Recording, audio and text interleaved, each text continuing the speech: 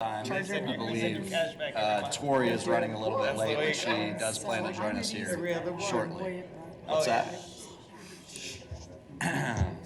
Meeting. Are there any announcements or public comments? I didn't get the public comment, so assuming no.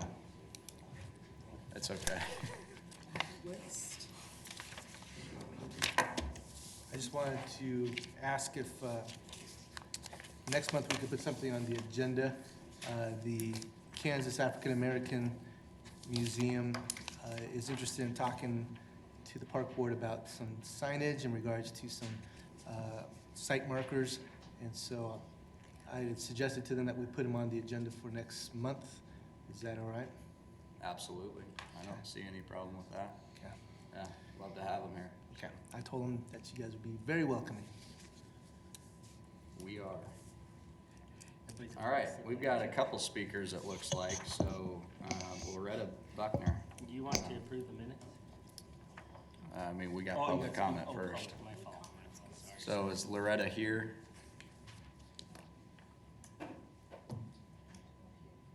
Stage is yours, Loretta. My name is Loretta Buckner, and I'm with Orchard Breeze Neighborhood Association. We're one of the first formed neighborhood associations in Wichita, and we were recognized by the National Neighborhoods USA for starting cleanups all over the place. June Bailey, I believe, was our president back then. And since then, one of our major activities have been Party in the Park.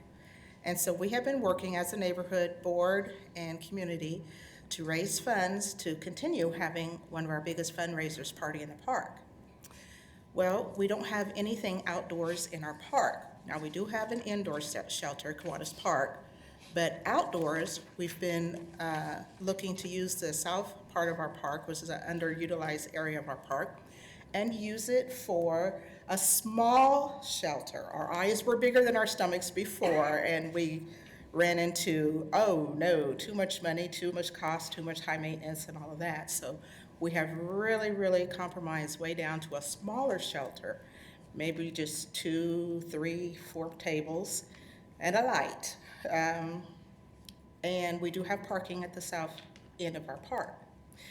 I was wondering what the process is to continue to move forward to get this on the CIP, or what are the steps that I need to take as a president or past president of Orchard Breeze, because some of the people that were active in this are getting older, like me, and some are in nursing homes and some have passed away. But we still want to continue to have that done as part of our legacy as for Orchard Park. Orchard Breeze, Kiwanis Park. And so that is why I'm here today. I've been trying to get a hold of several people. I have spoke to Cindy Claycomb, and she's been very supportive. And we met at the Kiwanis Park last year, July 16th of 2019.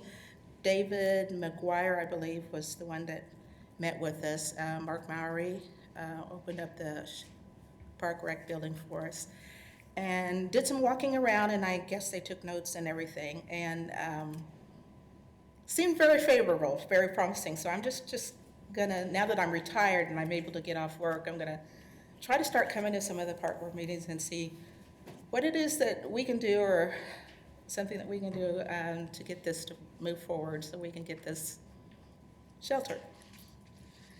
Any questions? Any questions for Loretta? That's a good idea.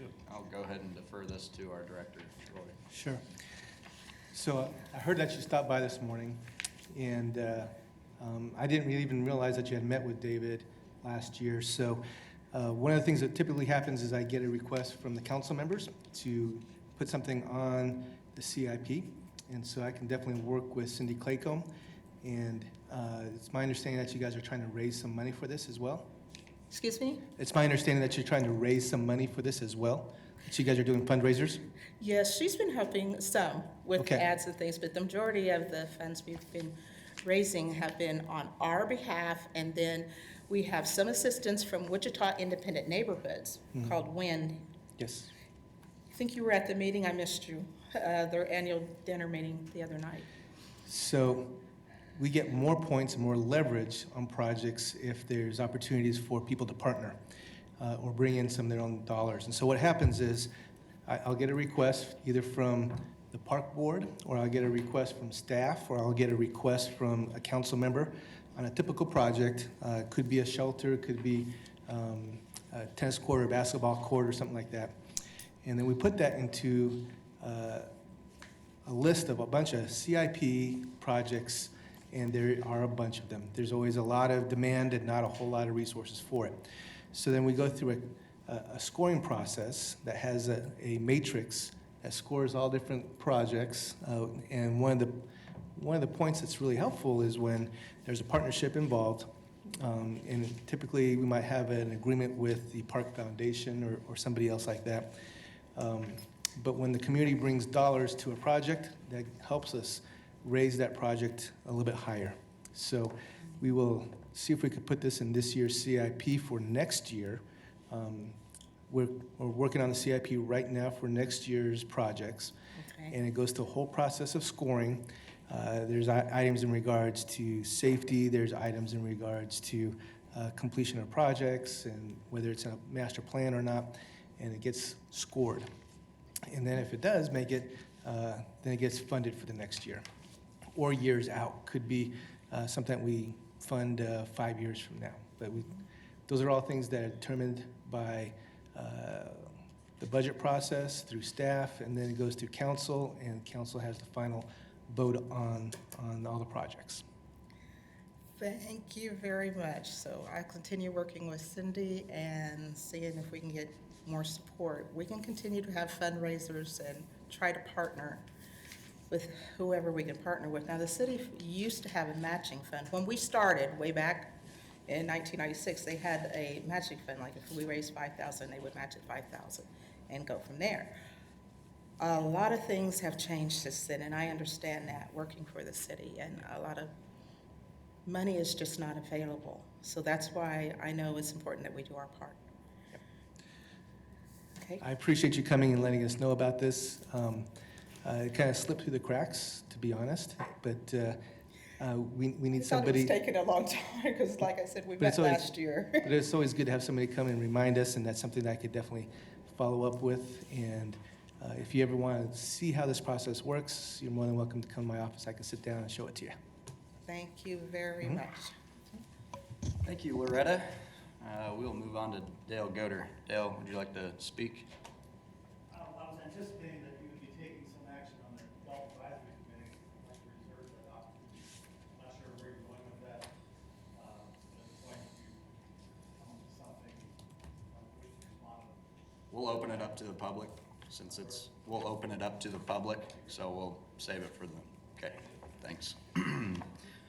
All right, did everybody have a chance to review the minutes from last meeting? January 13th. Move to approve. Second, we've got a motion and a second. All in favor? Aye. All opposed? Motion passes.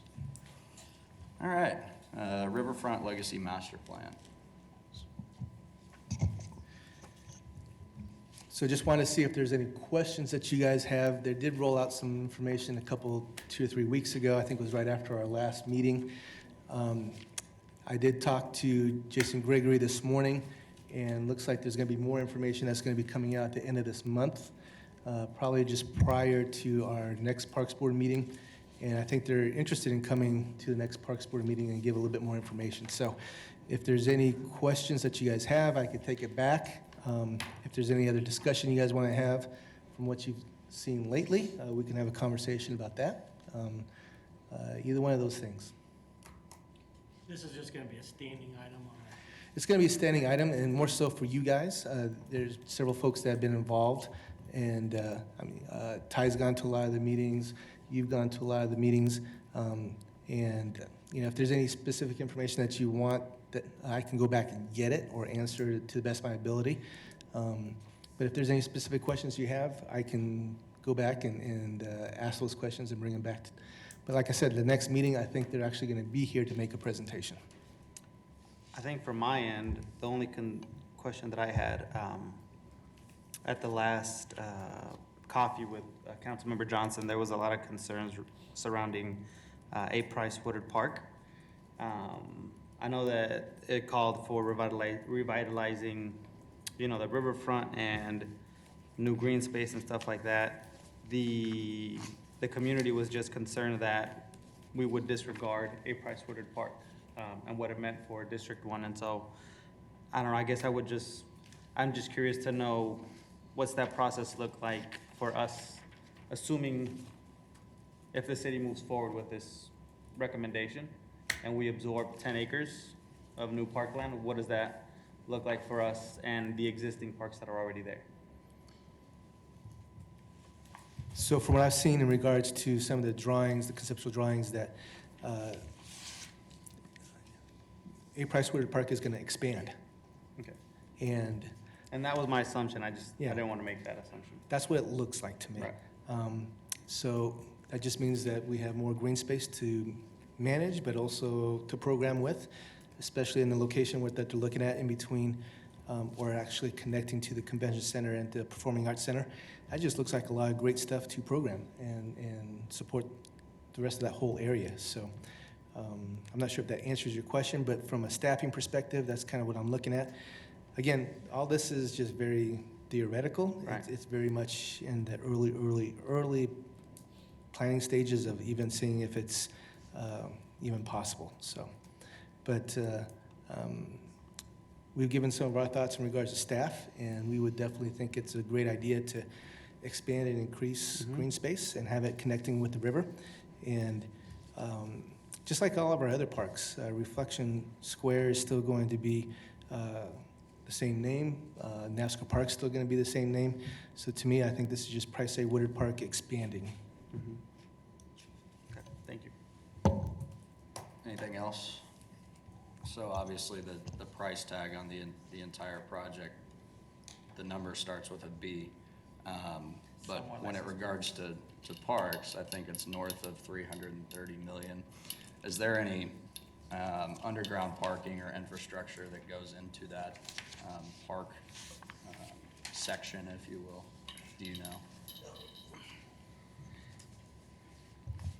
So theoretically, yes, there would be underground parking to support the convention center as well as the performing arts center.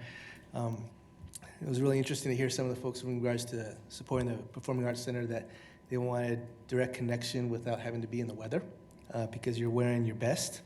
And so that was something to consider as well. So I think what would be the formula with this would be a lot like Chicago, where there is an underground parking space and that those dollars support the operations of the park and probably operations of the Performing Arts Center and Convention Center as well. So, Just wanted to clear that up because that is a large number. I've been hearing concerns about that. It's a lot of playgrounds, park space, pools. All right, moving on. No new items for consideration. So we'll move on to continuation of prior business and the Wichita Police Department East Substation.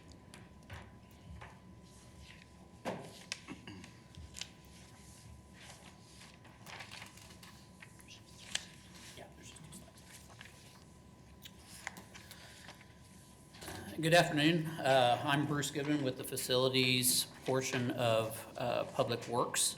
For most of you in the room, you are probably familiar with Ricky Stubbs. I am his predecessor since he retired last year, so I'm going to be honest up front. A lot of the details of this project historically, I have tried to gather as much of that as I could for my own information. But we do have several people in the room from the city, various departments back here, that should anybody have additional detail to add to what I'm saying, by all means, chime in anytime you choose to. I think that the last time the park board met on this to discuss it was roughly early in the fall of 2018. And it was decided that the board would be actively involved with having input into the project at Cypress Park, which is just north of Edgemore and Kellogg, with the location of a police station there to serve the east quadrant of the city. And it was left at, we have a conceptual site plan. It's going to go out for RFP for formal design. to be taken to design development beyond that. Since that time, a separate architectural firm was selected for that development going forward, and that occurred roughly as I came on board in early fall of last year. Since that point, we have contracted with the architect in December. They've created an additional site plan that I'll cover here in just a moment that was further restricted from what was originally thought, but has also been developed, I think, about as well as we think it can, but we're obviously looking for additional input on that. As of right now, just the overall characteristics of the site, the park in general is just over 11 acres. The WPD building right now is slated to be just over 20,000 square feet. Originally, I think the plan was for roughly 25,000. Since some things have been kind of value engineered out of it early on, we've gotten it down to just over 20,000. The building itself with the parking that's dedicated towards WPD would be 2.3 acres, and then the proposed total footprint would be just under 3 acres, which the difference of which is the drive coming off of Edgemore that also serves a public parking area that serves the playground and the rest of the park. The zoning right now, for anybody that's interested, is residential, just like the fire station immediately to the south of the blue outline there, which is Cypress Park in general. The yellow outline is roughly the dimensions of the new fire proposed station and parking and access to the south, eventually to Lexington Road.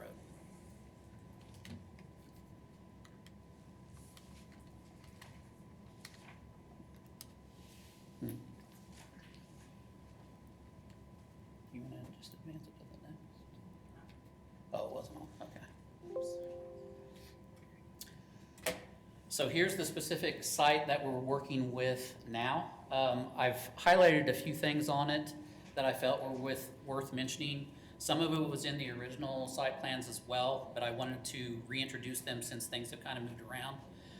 The first one being designated by A is a generic area for the playground area just to the east of the creek and as close to Edgemore without being too close to Edgemore as possible. So as people enter from Edgemore to go to the park or to the police station for that matter, they would have the option to turn left into the public parking area designated as B.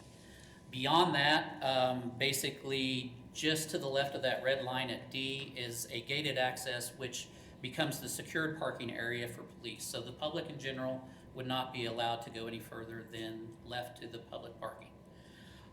We're trying to, as before, conserve as many trees and natural landscape as possible. And included in that, the leftmost letter C designation is a grove of lace bark elm trees, which Larry Hoopmer has identified as being very valuable trees that we would like to conserve. And so as part of the design of this site, it's done to where not only we can save those trees, but they'd be a really good barrier between the playground area and the building, providing a little bit of screening, but also some really nice natural vegetation for the building itself.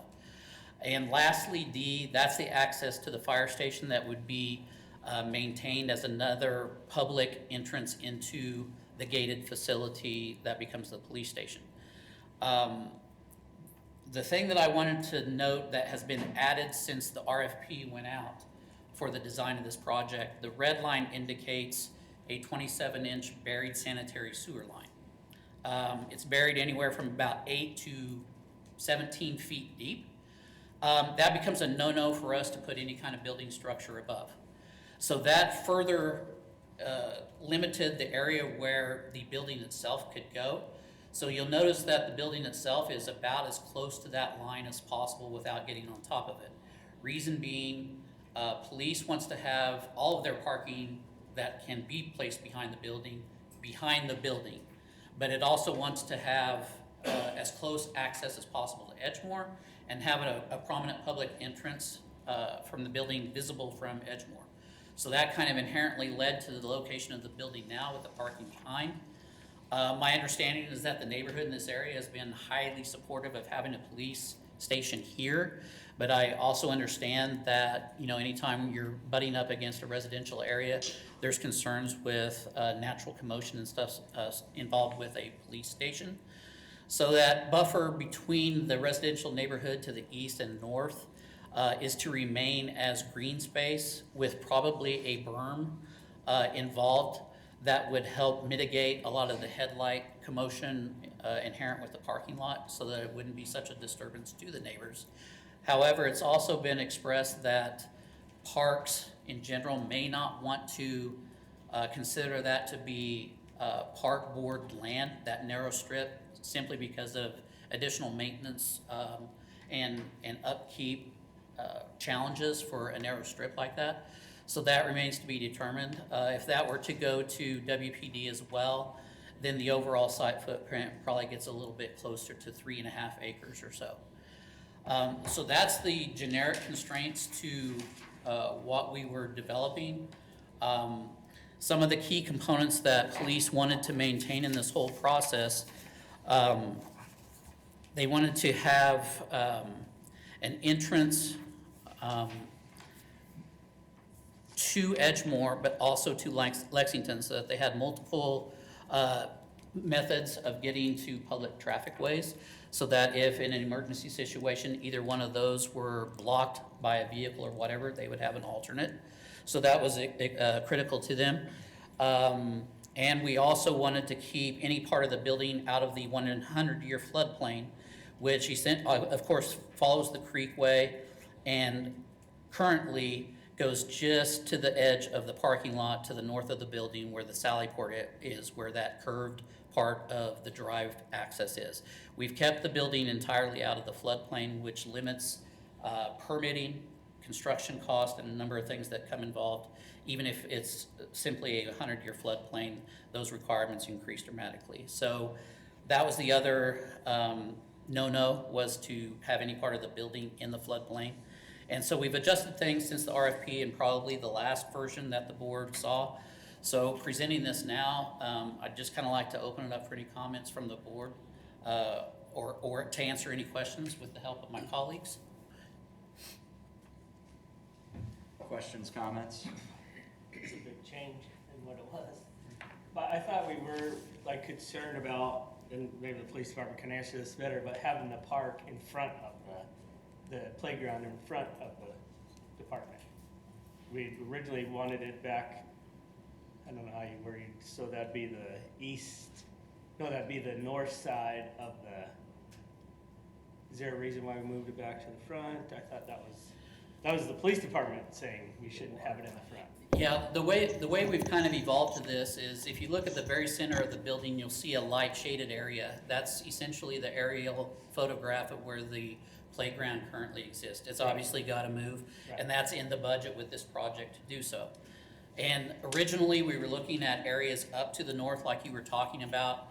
In discussing it with the folks within engineering parks, they indicated that with that being so far away from any parking or sidewalk access, that it might actually be preferable to have the playground area down there close to the public parking into the police station.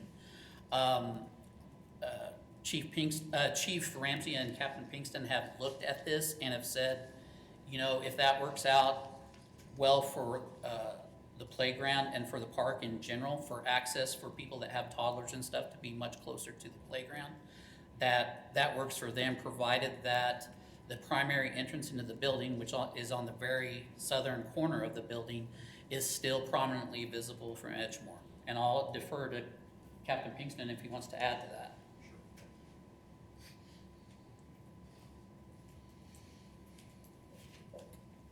Okay, my name is Chester Pinkston, captain of the Patrol East Bureau, which is this current facility we're discussing. I want to apologize to the board if someone told you that the police department had concerns with the playground being in front. I'm not familiar with that, so I can't address that for you.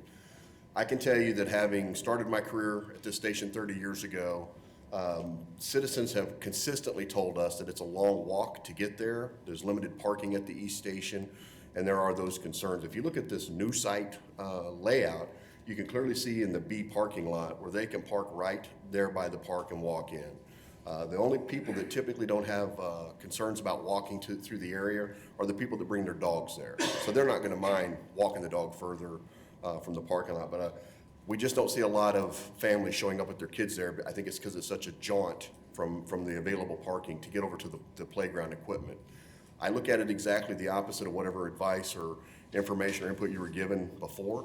I would love to have children and families out in front of our station playing around.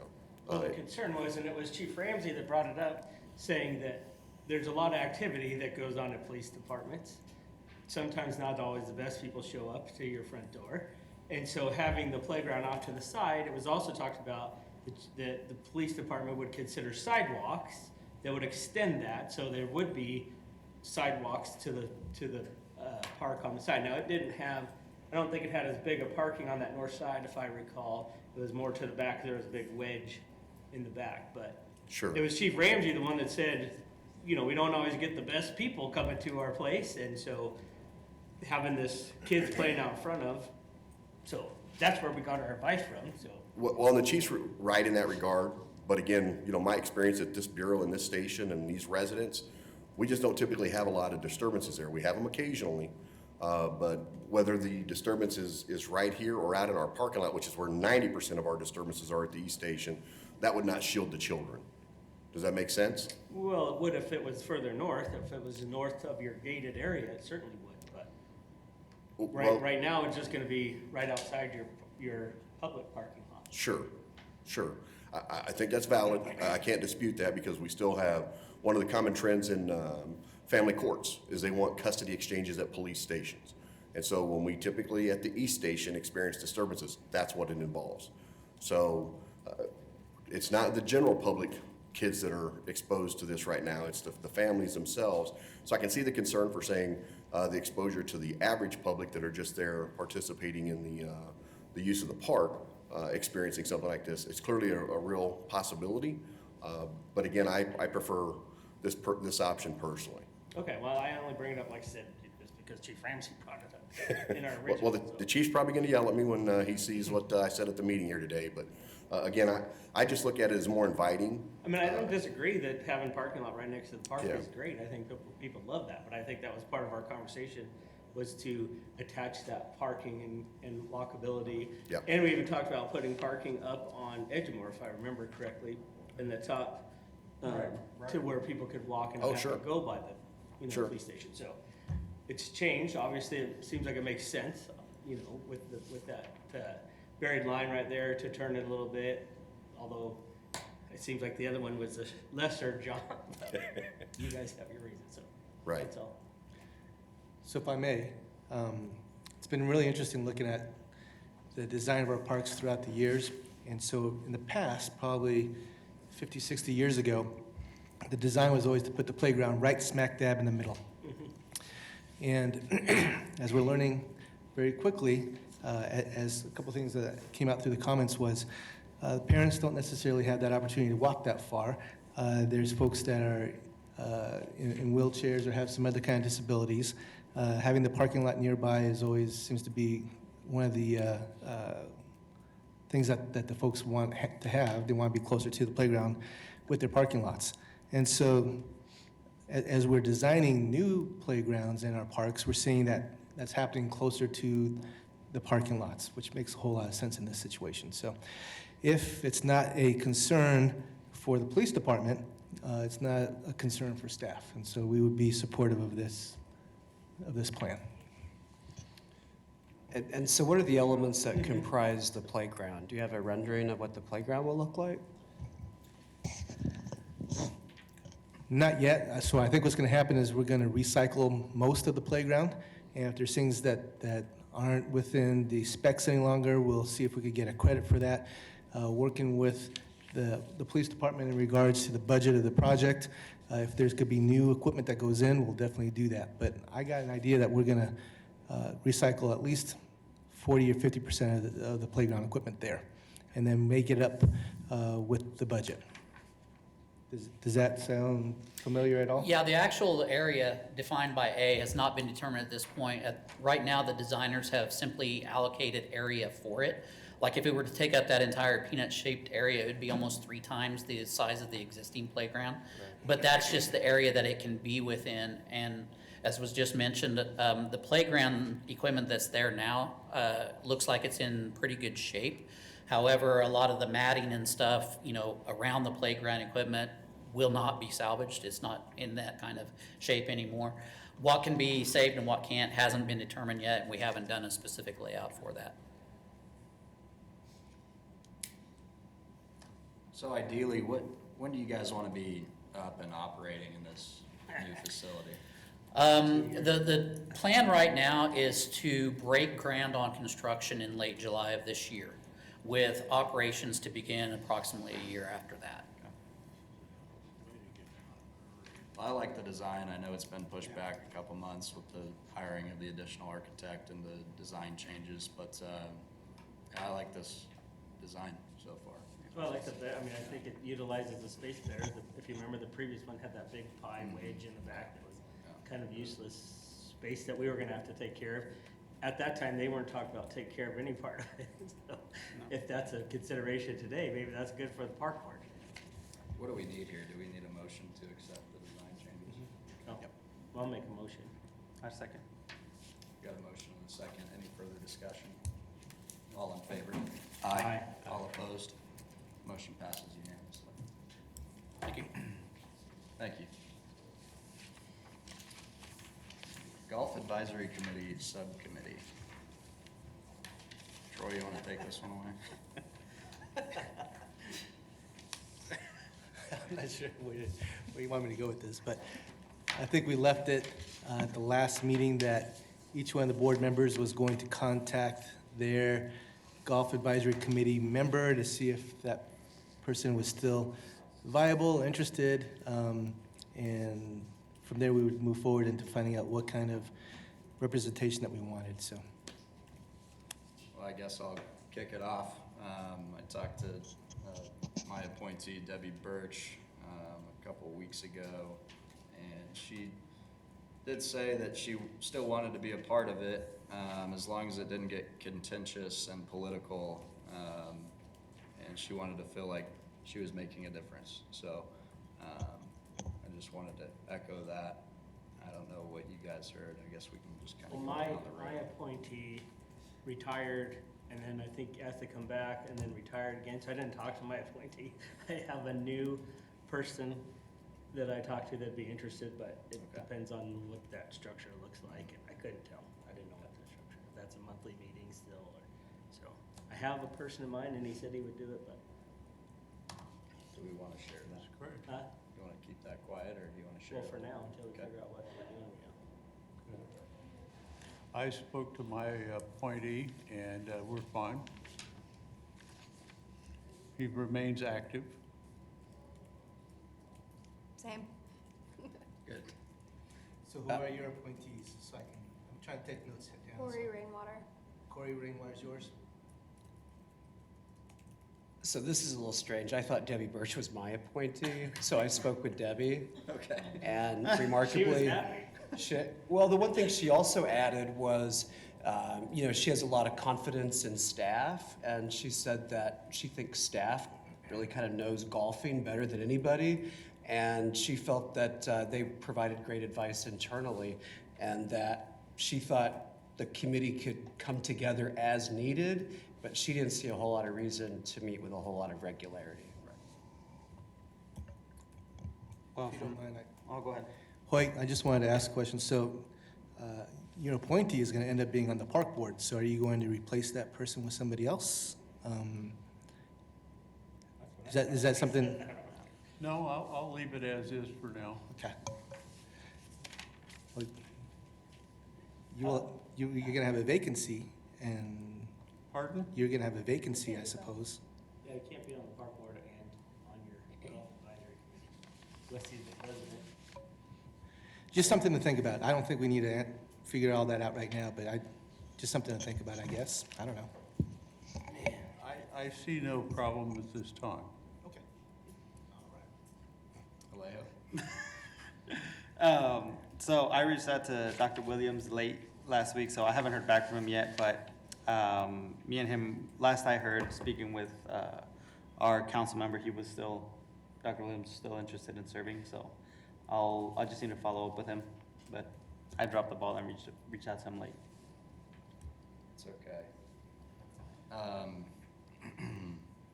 I guess we'll open it up to the public now, and Dale, would you like to come up and say a few words? Well, I'm not sure. Just do it from here. I think you have to go to the podium, because We're on YouTube. Name and address. Well, I've been doing a lot of research on our Gulf system, and we'll be making some presentations going forward. I think there are some serious budget challenges that are in the offing that are gonna require some input from policymakers. I don't think you can avoid that. There is a $500,000 deficit projected for 2021. And this cash basis law, you can't have a deficit, so there's gotta be some strategy in place to deal with that. And I thought perhaps the Gulf Advisory Committee could be the genesis of a solution that goes beyond simply the staff creating a solution of its own. I mean, you got a very serious crisis. I mean, very, very serious. Welcome to the park board. Well, and I just hope that if the GAC could be, we've had some conversations with some folks about that the need for a knowledge base to evolve to help the staff deal with this crisis and to preserve our Gulf system. I fear it's at great risk right now. I don't, money is money, you can't. So I thought if the GAC does survive in this form, I was not aware that I would not be able to serve on it as being a member of the park board. Is that clearly in the charter that only the president of the park board can also serve on the Gulf Advisory Committee? I'm not sure that's the case. If it is, then Hoyt will appoint somebody else. As the park board member for the mayor, I'll be appointing that person. That's Mr. Ferris. I'd hope that he can continue. He does a great job. He's a very knowledgeable person. But we I wanted to just- bring in more, I just didn't want to insinuate that you would not be able to be on it. I was just pointing out that Hoyt would have a vacancy to fill. That's all I was trying to point out. well, only if I would not be on it, then he'd have a vacancy. I'm his appointee right now.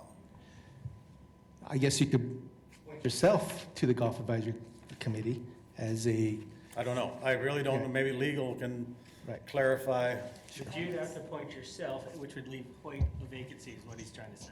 No. Because you're gonna be on the park board. Or, So Hoyt's not gonna be your. but as a park board member, I'll be appointing that yourself, position. Or your position. And I don't know how that worked with Eddie when he was he his own appointee on the GAC? No, the president sits on the. By, Golf advisory. anyway, well, I'm not sure. I guess I would just suggest if the park board blesses the GAC to continue as it is, that I'll anticipate that board will, or that GAC will have more involvement in the budget discussion. That is the critical thing going forward. I anticipate next month making a presentation that'll maybe help clarify where we are, but I know there's a serious challenge there, so. I don't know what You're the the, appointee of the mayor, so you get the mayor's ear. There's your person at the highest level to make your pitch to you. well, it seems as though the park board has a vested interest in the success of the Gulf system. 100%, but you have the ear of the mayor because you're his appointee. Yeah. But process-wise, the council relies on the park board as its advisory role. That's why you're here, right? Isn't that the reason the park board's here? Not just for golf, but yeah. No, certainly not, but this is a big one.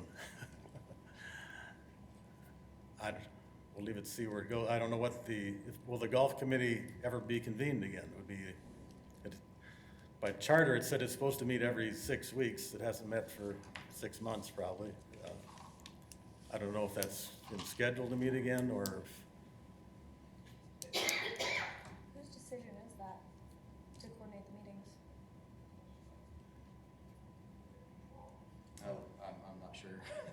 What's the Need question? to reread the charter. No, it specifically says when they created it, it would meet every 6 weeks. All right.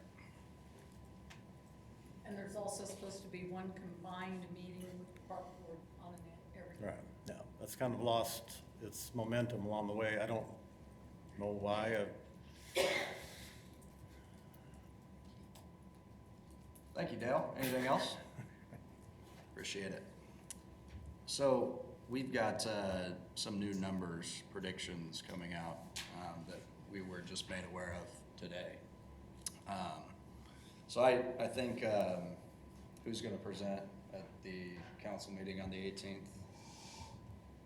So Mr. Manning is presenting the quarterly report, wrapping up the 2019 budget and providing some projections for 2020 and 2021.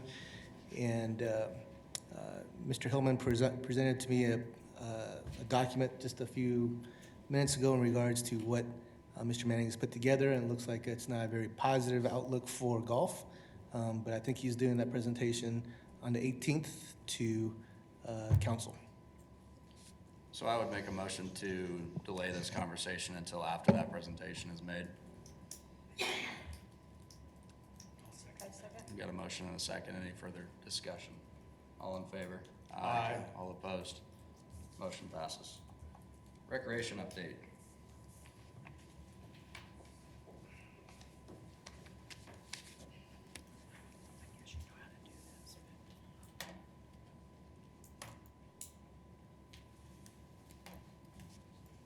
Thanks, Penny.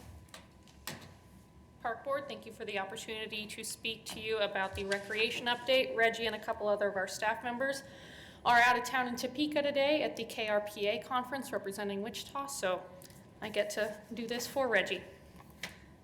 Thanks for letting me present on another big part of the Park Board. So Linwood Recreation Center has partnered with the Wichita Shooting Stars for indoor archery classes. We're in the second year of a non-exclusive use agreement for the Shooting Stars to offer these classes indoors during the cold winter months. And we have filled a capacity of 12 registrants and generated $384 in revenue from these classes.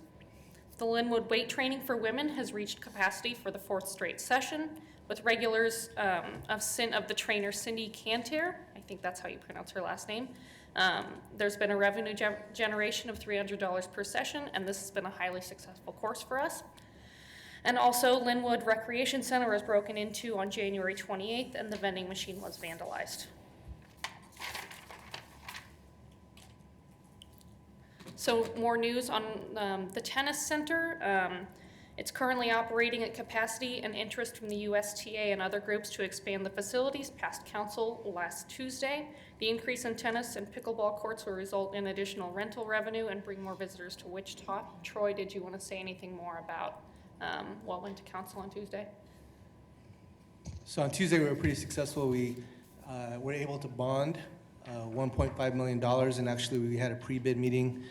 Actually, I think so. Tomorrow is our pre-bid meeting for this construction. One of the great things about this is that to bring in out-of-town tournaments, the threshold was to have 12 tennis courts, and we had 10 in the past, but actually only 9 because one of them was not usable. With this renovation, we're going to have 13 tennis courts, which puts us over the limit for hosting some large regional tennis matches and tennis tournaments. And so we're pretty excited about that. With the addition of the pickleball courts, we think this is going to bring in a lot more revenue. So it's a We good. have a pretty good tennis presence, don't we? I mean, that seems like it's pretty busy. Yeah, and it's really interesting because, we say it's at capacity. You go over there at 10 o'clock during the school year, it's not at capacity. But it's at capacity during its peak times. And so if we can add more facilities to it, that means we can bring in more revenue. And by bringing this addition, it's really not adding any more overhead at all because we're not going to add any additional staffing. It doesn't add any additional utilities. It does not add any additional overhead whatsoever. So it just adds more capacity. Does it refresh all the courts and then add courts, or is it just adding courts? Your first one, it's refreshing or repairing Right. current courts that we have now that are in need, and then adding 3 more tennis courts. Okay. Yep. Thank you. Hoyt? Yeah, yes, I definitely like the idea. We've recently taken up pickleball.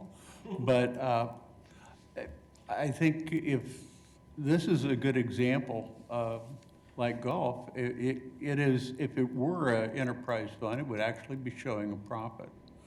And it's good growth, and I really support this. This is something that we should expand.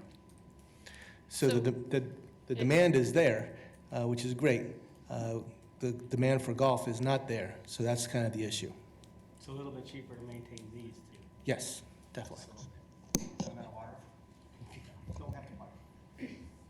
And in addition to the tennis center and these improvements to the courts themselves, our tennis center director, Sarah Rasmussen, she was actually nominated for multiple awards last year for being a tennis professional in Wichita and in the Midwest. So not only do we have really excellent courts, and we'll have better courts now, but we have really excellent staff on it as well.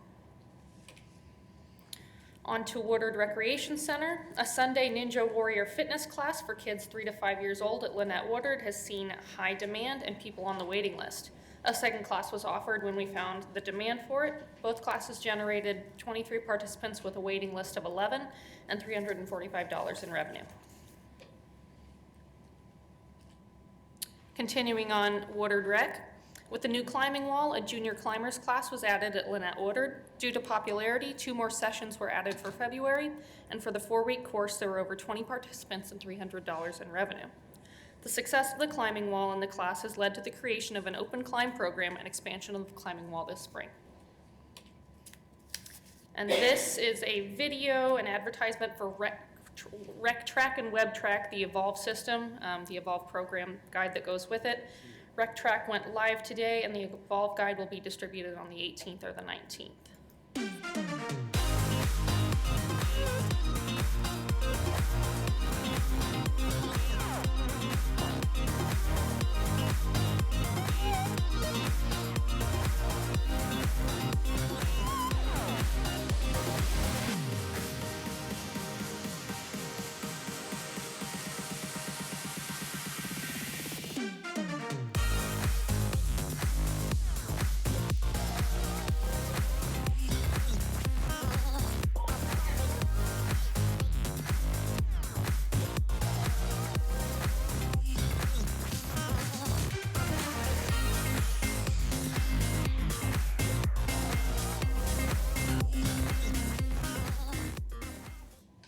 So you can go online today to that link listed there and actually register, create an account with Rec Track, and then start registering for classes through City Arts, Library, and Recreation and Parks.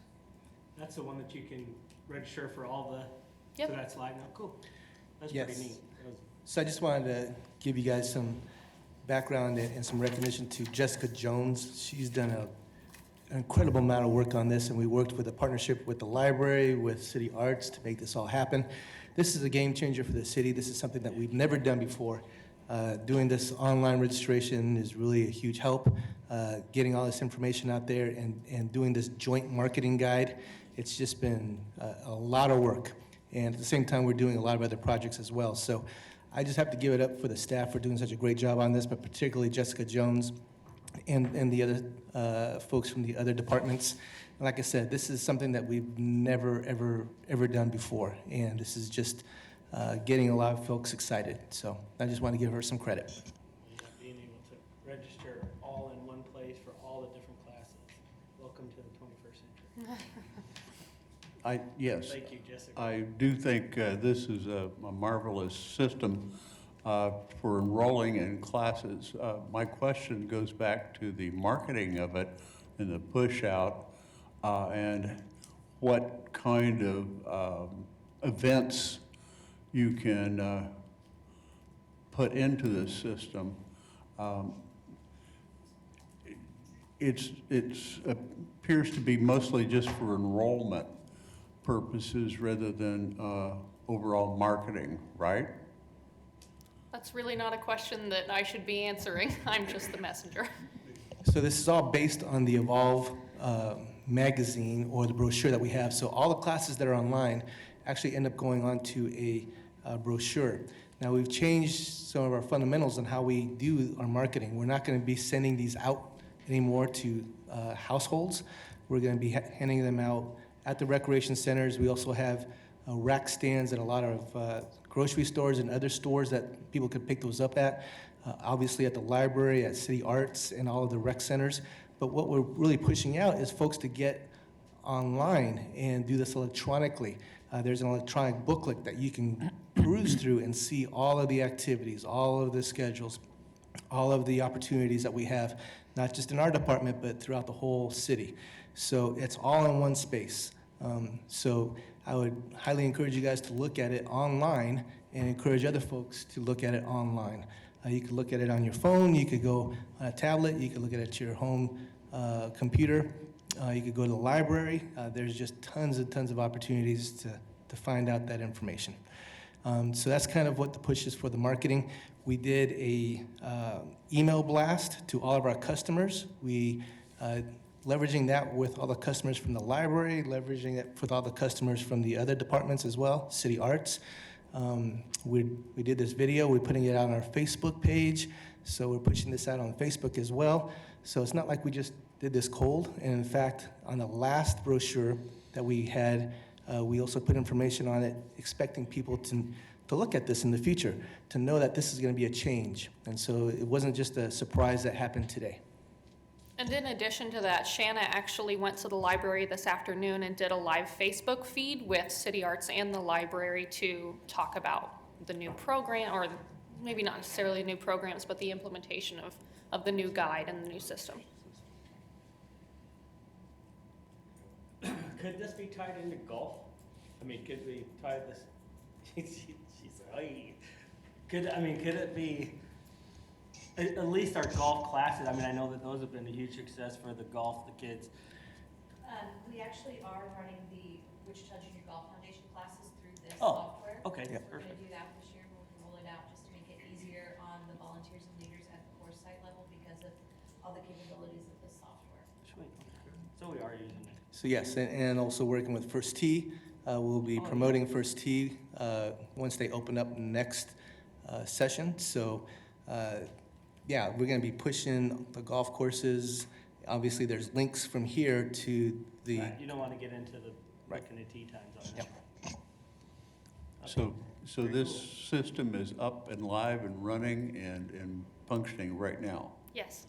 Okay, good. I was online when it came to me, maybe 3-4 days ago, and I went on and tried to get on, and it wasn't working. It for went some- live today.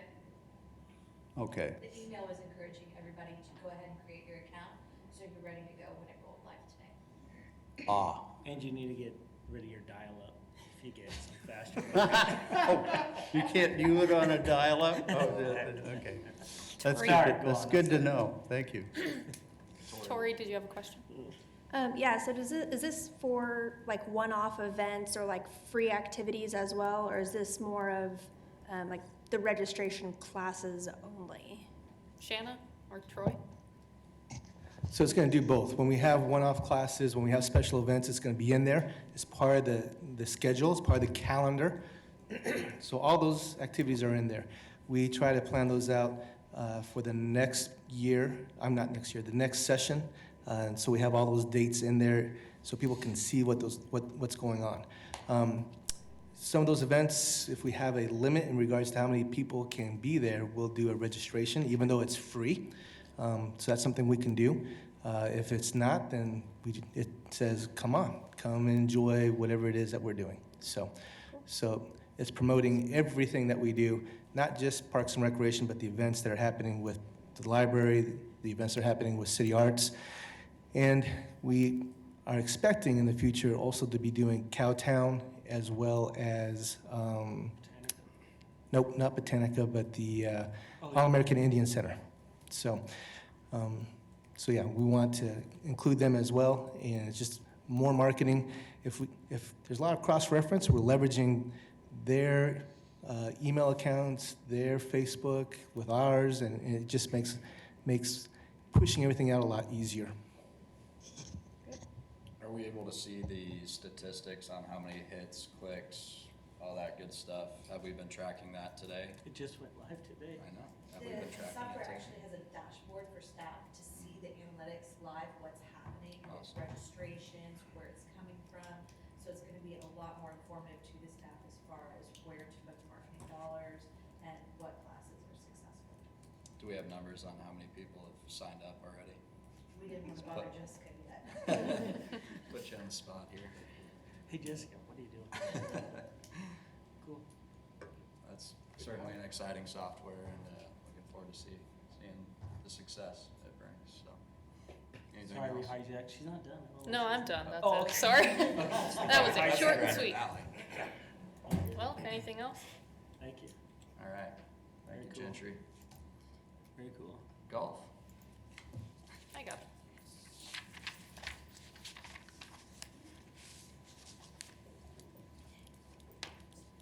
What's that? No, it's okay. Yeah, thank you. Good afternoon, Park Board. Thank you for having me today. Oh, you can't hear me? I'm sorry. Whoops, what did I do, Penny? Is it this one?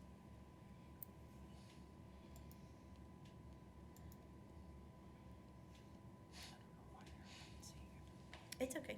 What do I click to go? Oh, this one. Okay. Can you tell I'm first time up here? You're doing a good job. So, Mr. Hendricks was unfortunately on furlough this week, so I am filling in for him. So, I will be presenting some information about what's going on in the golf division right now.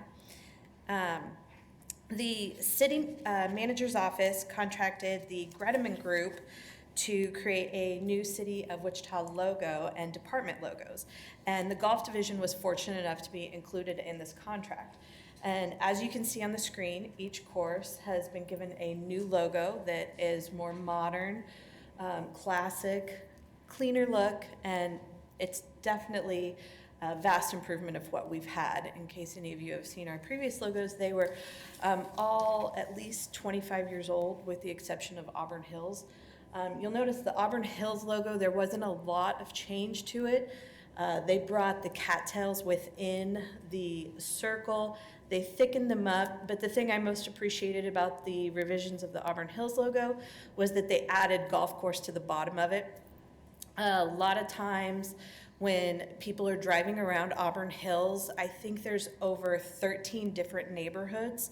As somebody that previously worked there many, many years ago, we would take phone calls all the time.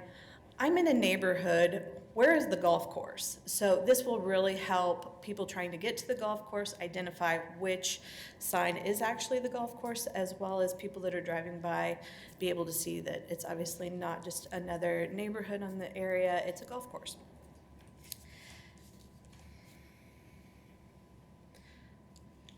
So while we got these new logos, we also got a new division logo. And the division was branded as the Wichita Public Golf Courses previously. And with the help of the Gredeman Group and Mr. Houtman, the golf professionals, the rebrand was structured as Golf Wichita. We thought this made the most amount of sense for the fact our website is golfwichita.com. Our mobile app is Golf Wichita, so customers were already identifying portions of us as Golf Wichita. So it seemed like a very easy transition and something customers would still be able to identify with. So a lot of the changes that you'll notice are going to be on the electronic pieces that we do, but the print pieces that you'll see right off the bat are our scorecards and our golf guide. So these are 3 of our new scorecards that will be rolling out to the courses in March. And you can see how they each utilize the new logos as well as the brand color palette. And the other print piece that's going to be identifiable is the 2020 Golf Guide. And on the cover of the guide, we're showcasing the beautiful course conditions at Auburn Hills, as well as trying to sell more memberships to customers. And on the back cover, we've identified the logos again using our color palette, and we have another tag for memberships, encouraging golfers to pay one low monthly fee to be able to play at all 4 courses. And on the inside cover, again, the focus is on memberships. And this is an actual golfer. His name's Travis Clifton. He's been playing at our courses for years. A lot of people thought this was a stock photo, but this is actually one of our golfers. And this is Tex Consolver. And it's been a very good campaign to utilize him in for the fact that it's a great photo and he is an actual golfer at our courses. And the golf guide will be going to the printer this Friday. We will have it available to distribute at the job fair at the end of the month. We're estimating a minimum of 1,000 people in attendance at the job fair. So our hope is if we can't hire them to work for us, we're gonna turn them into golf customers by handing them a golf guide. And it'll be distributed to local restaurants, gas stations, hotels, Walmart, a lot of other places. We have a new vendor that we're utilizing since Dillon's has no longer allowed magazine racks in their businesses. This new vendor, he actually has a wider distribution area and he's half the price of what we were paying. So it worked out to be a great deal for us. And then we will be distributing to all the city facilities the first week of March. We could have gone to the printer and distributed right away, but we wanted to have some lag between when Evolve came out and when we came out. We didn't want to compete with each other. And then just a few things that are new in 2020. We're offering 3 new tournaments that we've never hosted before. One is the Queen Bee Bash, where we're targeting ladies only. We're hosting that on a weekday at Auburn Hills, and we're really trying to capture the ladies that are playing in the leagues, as well as a lot of the ladies that are playing in the WAGA events that are country club members.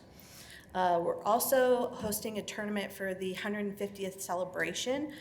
Everybody is going to be having a great time celebrating Wichita's 150th birthday, and we want to make sure we're getting involved on the fun. So best way we know how to do that is host a golf tournament. And then we'll also be hosting the Folds of Honor Labor Day at Auburn Hills. And it is a tournament in honor of our fallen soldiers. And we have participated in Folds of Honor before, where golfers can donate dollars to the program when paying their green fees, but this will be the first time that we've actually hosted an event. The driving range at McDonald will be opening mid-May, and we'll be hosting 2 movies on the course this year, showing golf classics, 10 Cup at Auburn Hills in April, and Happy Gilmore at Sim in September. And our furlough schedule, I also meant to mention that will be concluded February 22nd, and then all of the courses will be open for the remainder of the year. And after that, we will just have 1 week with staff for maintenance personnel. But other than that, we'll be completely done with the furlough schedule. That's it. Thank you. How do I find the tournaments, and then is there a way to send a link to my buddies that want to play potentially? Yeah, you can go on to golfwichita.com and click on the tournament page, which will direct you right to the web store. Or you can also go in the Golf Wichita app, and on the home screen there's a tournaments button, and that will take you straight to our web store as well. And you can pay for yourself, or you can pay for all the golfers, and you can share the information with them from the web store. Awesome, thank you. Yep. Anything else? Thank you very much. All right. Thanks, everyone. Parks Foundation update. Troy? So the Parks Foundation hosted a meeting last week, and they're updating some of their mission and goals. I think they're trying to find some more board members. So if you know of anybody who wants to be part of the park board, I think they're taking applications. I think there's still somewhere in the neighborhood of about $80,000 to $90,000 that they've collected for the Plates for Parks. So I'm going to be working with Gentry and finalizing our decision-making tool to decide how we're going to spend that money. There's a couple different options. We could always bank it and let it grow. But one of the things I had talked to the Park Foundation was I think it's a good idea this year to spend the money that we got this year to publicize it, to get some recognition for all the work that we've been doing and do something that's going to have an impact. And I think that might sell more license plates, maybe. So I think this first year we're going to see if we can find a project that we could put that money towards. Other than that, I really don't have anything else for the Park Foundation. You want to be part of the Park Foundation? Part of the project, you're looking to spend the money. Oh, on Troy Palmer? I'll put that in the matrix and we'll see how it scores. Question, how many board members do you need filled, or how many seats is that you need? They typically have about 10. Right now, I think there's a few that are transitioning off. Elisa Sanchez, when you see her, tell her that she should stay on, but she's transitioning off. And I think they'll be looking for about 4 or 5, and I think they need some more hands to just get some things done. So Mr. Palmer is interested, I'll make sure to pass that on. Yeah. Yeah, okay. O.J. Watson. Tomorrow is a big day for O.J. Watson. We're doing a presentation to council to initiate the funding and initiate the bonds. So we're looking, the project itself is roughly about $900,000, and so we're doing that presentation tomorrow. We're pretty excited because if we could get that done, then the next week we'll start bids on the construction of the Four Seasons shelter. So that's a big day. And other than that, I really don't have anything else for O.J. Watson. Just keep it there. Aquatics. Yep. So, as you all know, in December, we received bids that were over the budget, and we went back and looked at value engineering. Some of those value engineering ideas would have an impact on the outcome of the swimming pools. So, second idea came to fruition in regards to let's see what we can do with the money that we have and actually create a phase 3. So we had phase 1 and phase 2. So now we're going to do a phase 3, which would include the last 2 spray pads. That would be Harrison and Plainview. Thank you. And those would be done the 3rd year. And hopefully we'd have CIP dollars to be able to pay for that. So we're going through the process of talking to council and updating council on the idea. And if it does get their support, then hopefully we could go out to bid in the next 2 or 3 weeks. Any questions on that? Okay. I don't have an update, so we'll just jump into the director's All right. update. So a lot of things have been happening. A couple things I wanted you guys to be aware of. We've had 2 fires.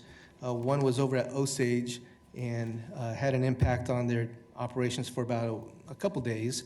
And then another one we had was over at Linwood, the North Shelter. It totaled out the shelter, and it was worth about $250,000.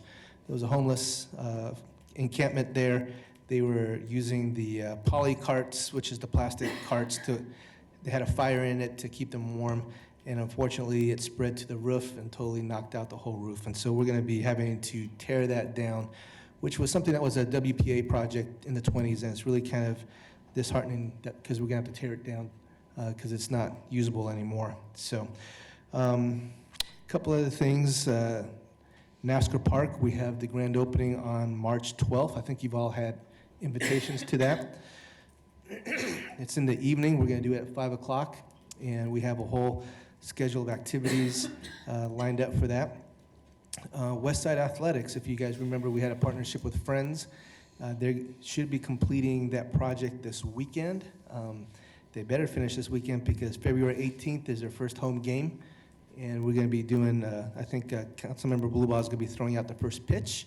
So I'd welcome you guys to come. I don't know the exact time, but on February 18th is going to be the first pitch, the first game from Friends. So we have that going on. Let's see, tomorrow.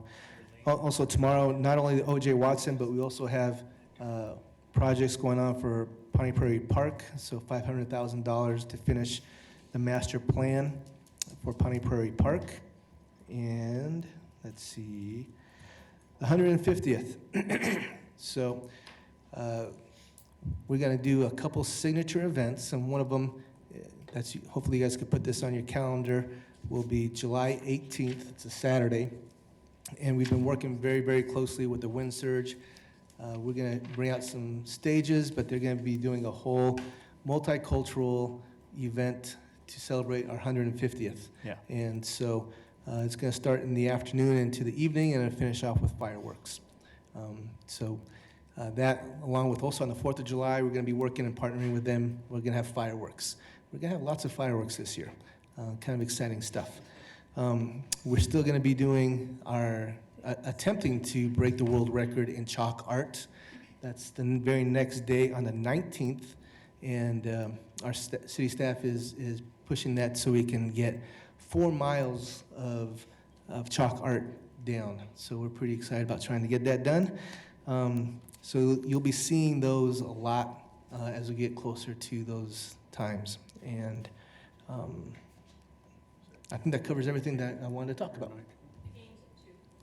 The game's at 2 o'clock on the 18th, February the 18th, with friends. First pitch.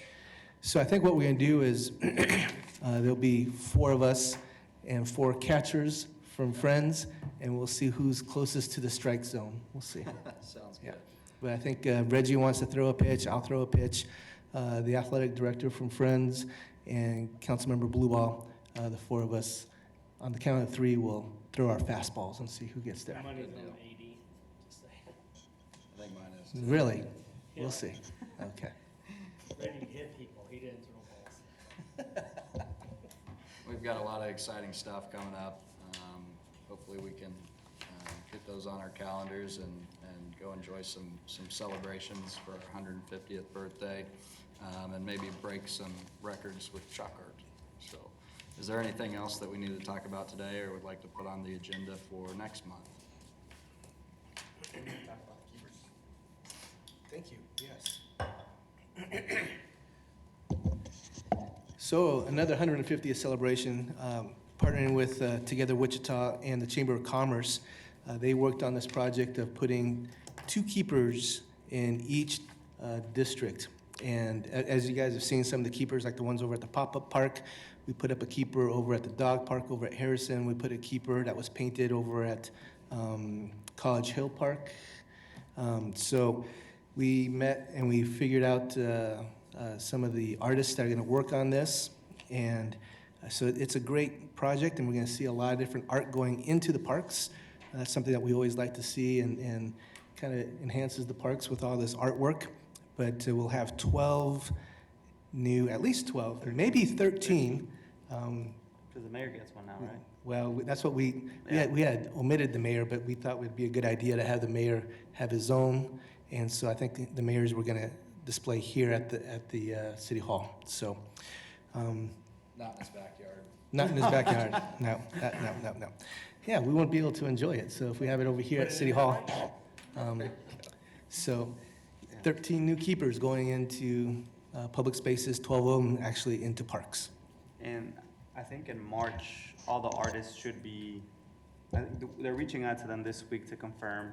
But in March, they'll be meeting with all the council members at their respective, some are gonna go to DAB meetings, some are gonna go to their weekend coffees, so I don't know that we'll be able to get all 12 of them in here at any point, but they're in contact with our council members, so I'd encourage you all to reach out to them. So there's 12 artists. on 12 each different keeper. artists, Okay. yep, 1 artist per keeper. Right. How Yeah. many keepers do we have, do you know? 60, 50, something like that. But some of them are missing because some of them were commissioned by private families. And so like not all of them are public. Like I think some company has one like on their roof or on the roof of their building, like over 135. And then I think NetApp has one like in the back with their servers and stuff. I mean, it's Do you think we have 60, what'd you say? 60, I think. 60-ish? Yeah, 60-ish. That's pretty cool. Yeah. Yeah. They're fun to look for, I look for them. Yeah, they're trying to map them out, is my understanding, so. That'd make my life a lot easier. Yeah. Hoyt? Yeah. Yeah, I think we're doing a lot of really good things.